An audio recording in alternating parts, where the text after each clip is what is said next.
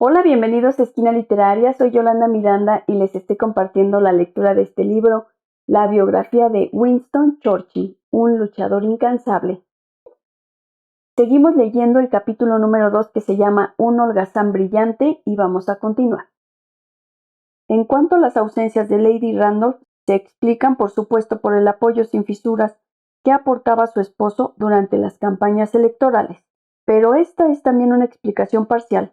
En realidad, como antes, en París, Cowes, Londres o Dublín, la frívola Jenny estaba sobre todo absorbida por los bailes, la caza, el juego y las cenas mundanas.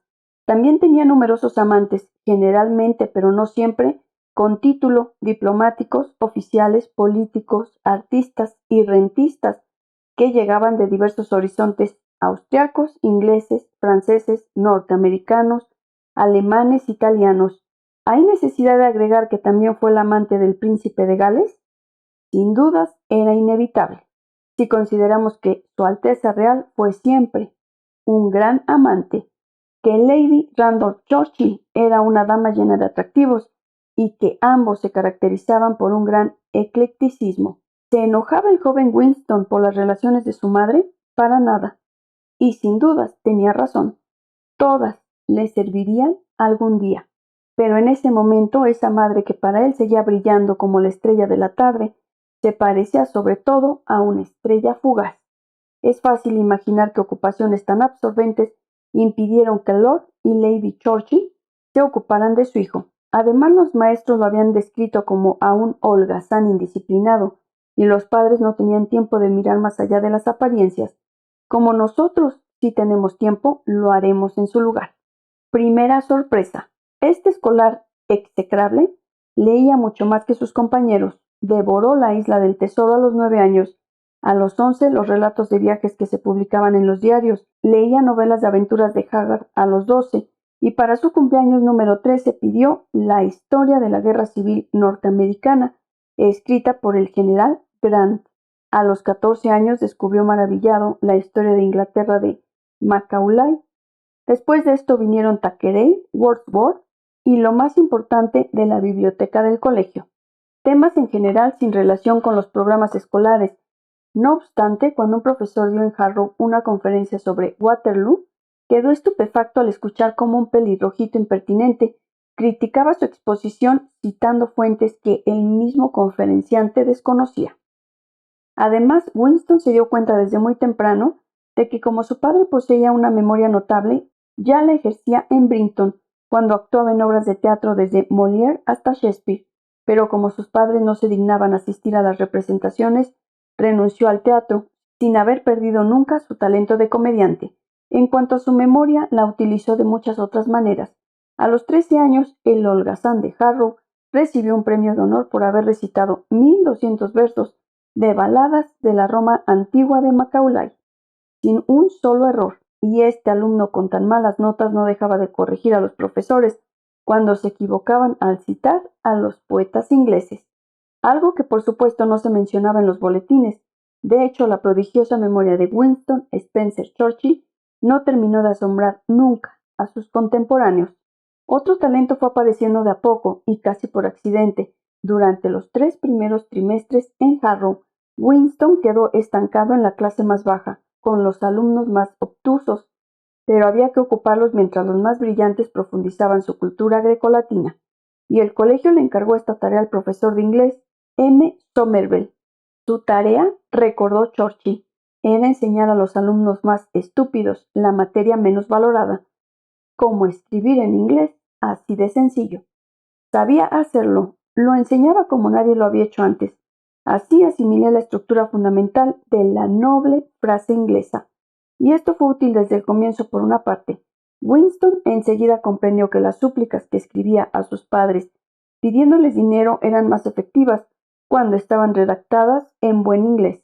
A partir de ese momento es posible leer oraciones como: el ministro de Hacienda no desdeñaría algunos préstamos. O también, bien considerado, una subvención no estaría de ningún modo fuera de lugar. También había otros usos del inglés. Winston estableció un acuerdo de cooperación con un alumno del último curso, latinista distinguido, al que le costaban mucho las redacciones en inglés. Él se las dictaba y el otro le traducía las oraciones en latín. Finalmente Winston hizo sus primeras armas como periodista, al enviar algunas cartas al Harrovian, el diario del colegio, en el seudónimo Junior o De Profundis. El estilo era clásico, el tono polémico, el humor cáustico, exactamente como las intervenciones de Randolph Churchill en la Cámara de los Comunes. Naturalmente Winston, con orgullo, en cuanto se publicaban, se las enviaba a su padre y Lord Randolph a veces se dignaba a leerlas. De hecho, hubo dos cosas que nunca dejaron de fascinar a Winston Churchill y que Harrow despreciaba. La primera, la política, que desde siempre había ocupado un lugar desmesurado dentro de la familia. Desde su más tierna infancia, en el castillo de Blenheim, era el tema principal de conversación en la mesa del viejo duque de Marlborough, su abuelo. Por otra parte, la identificación con la política familiar y con el Partido Conservador tenía tal envergadura que en sus memorias escribió: en 1888, todavía no tenía 6 años, Gladstone nos echó a todos el poder. El pequeño Winston estaba entusiasmado con Disraeli, detestaba cordialmente a Gladstone y a partir de los 10 años leía con avidez en los diarios todas las peripecias de las justas políticas. Por supuesto que seguía de cerca el ascenso de su padre, llenaba álbumes completos de artículos y de caricaturas sobre él, y las cartas a su madre con frecuencia terminaban con frases como «Espero que ganen los conservadores», «¿Qué piensa que va a suceder?» o «Estoy muy contento de que papá haya sido elegido en Paddington con una mayoría tan grande». Como sabía, su padre vivía solamente para la política, y el muchachito de 11 años le escribía: «Espero que su discurso de Bradford tenga tanto éxito como el de Dartford». Conocía de memoria todos los discursos de su padre, nuevamente esa memoria fenomenal, en este caso con el apoyo de una verdadera pasión, y había realizado entusiastas campañas a favor de la Liga de la Prímula antes de las elecciones de 1886. Cuando volvía de Harrow para las vacaciones, Winston se encontraba frecuentemente con las amistades políticas de su padre, como John Gort y Sir Henry Drummond Wolff, y las escuchaba con fascinación hablar de las últimas disputas parlamentarias. Además, Edward Marjoribanks, el cuñado de su padre, era el Chief Whip, el jefe de la hilera de la fracción parlamentaria liberal, y le explicaba la política vista desde el otro bando. Finalmente, por supuesto, estaban los amantes de su madre, que le hicieron conocer de cerca los grandes acontecimientos de la época. Gracias al príncipe de Gales, estaba en los primeros palcos del yate real cuando fue el jubileo de la reina Victoria en 1887. 4 años más tarde, el conde Kinsky, el preferido de su madre, lo llevó al Crystal Palace para asistir a la visita del Kaiser Guillermo II. Al año siguiente pudo encontrar en la mesa paterna algunos de los más grandes actores de la vida parlamentaria y ministerial: Balfour, Chamberlain, Lord Rosebery, Herbert Asquith o John Morley.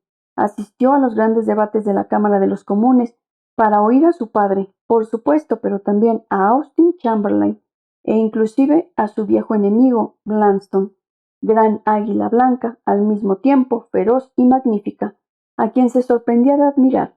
Además tuvo otras sorpresas, como la de escuchar a un diputado radical intercambiar con su padre palabras extremadamente violentas y luego presentarse algunos minutos más tarde al joven Winston, preguntándole con mucha amabilidad qué pensaba de los debates.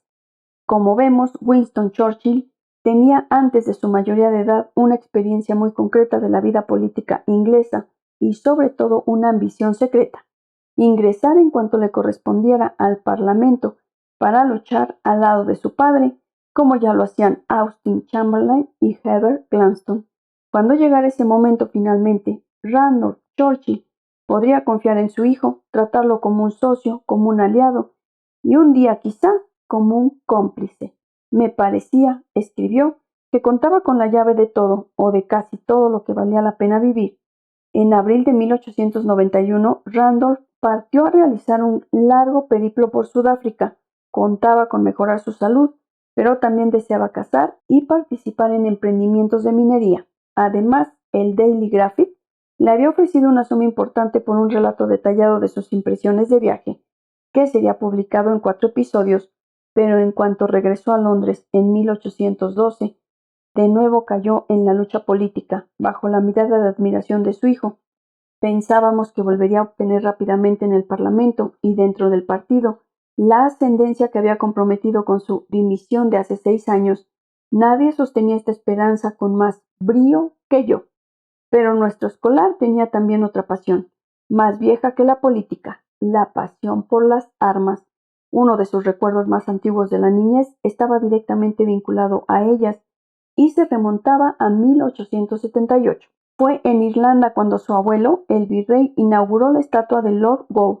Recuerdo una gran multitud negra, caballeros con uniforme escarlata, cuerdas que apartaban una tela marrón brillante y el viejo duque, mi temible abuelo, que se dirigía a la multitud con una voz grave.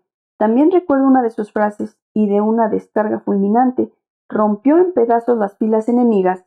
Entendía muy bien que hablaba de la guerra y de combates, y que una descarga era lo que los soldados, con mantos negros, tiraban frecuentemente con gran estruendo en Phoenix Park, a donde me llevaban en mi paseo matinal.